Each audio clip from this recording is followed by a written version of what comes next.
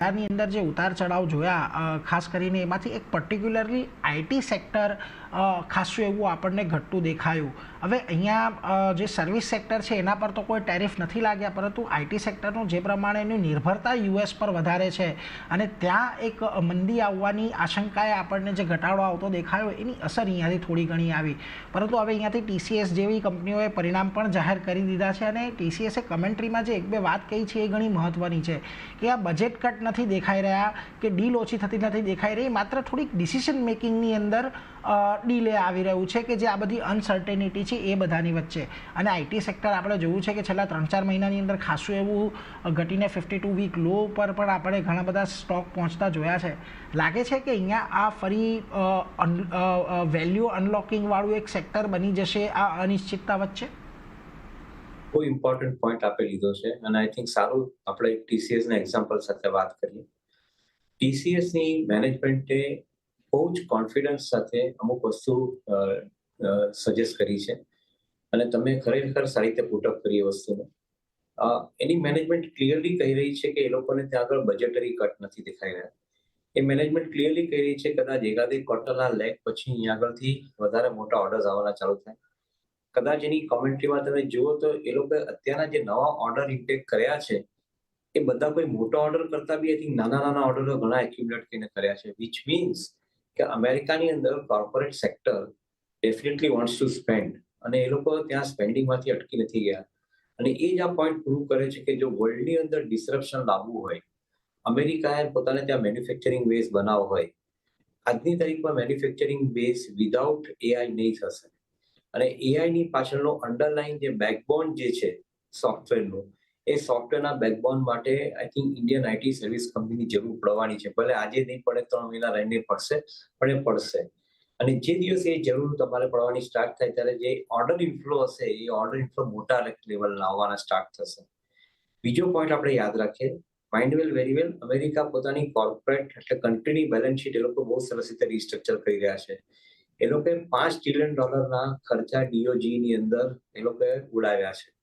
હવે જ્યારે એ ટાઈપનો પૈસા એ લોકો બચાવતા હોય તો ધેટ મીન્સ કે the country as a whole will have more spending power in their hand. અને જ્યારે કન્ટ્રી પાસે મોટા પૈસા ખર્ચવાની જગ્યા ઊભી થાય તે પૈસા તમારે કોર્પોરેટને આપવાના ચાલુ કરે, કોર્પોરેટ ઇન્વેસ્ટ કરવાનું ચાલુ કરે પૈસા, જે મારા હિસાબે ફંડામેન્ટલ છે. જે દિવસે એલોકેશન ઓફ મની સ્ટાર્ટ થાય કોર્પોરેટને આપવા માટે, કારણ કે મેન્યુફેક્ચરિંગ બેઝ પોતાની કન્ટ્રીમાં પાછું લાવવા માટે એ લોકો બધી કંપનીઓને એક ઇન્સેન્ટિવ આપવો પડશે. એ ઇન્સેન્ટિવ આપવા માટે એ લોકો પોતાની બેલેન્સ શીટ મજબૂત કરી રહ્યા છે. આ $5 ટ્રિલિયન પૈસા બચાવવા is a big money.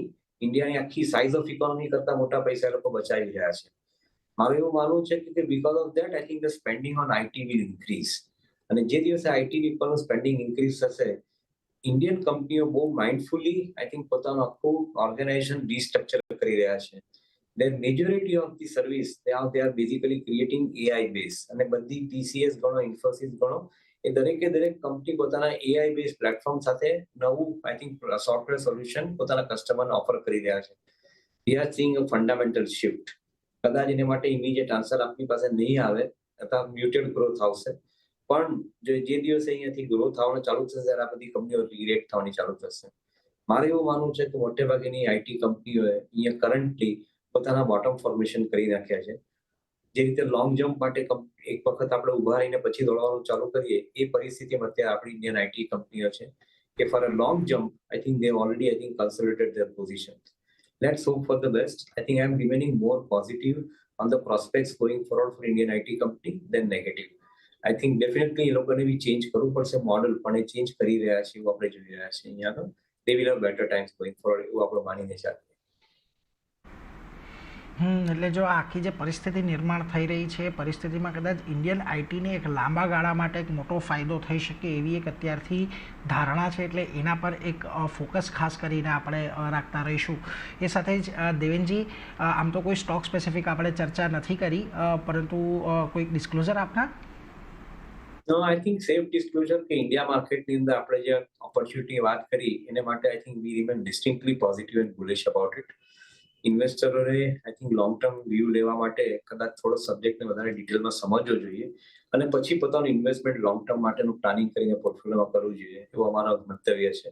Definitely કોઈ સ્ટોક સ્પેસિફિક રેકમેન્ડેશન નથી કીધી એના માટેનું કોઈ ડિસ્ક્લોઝર બીજું આપવાની જરૂર નથી અત્યારે કરી.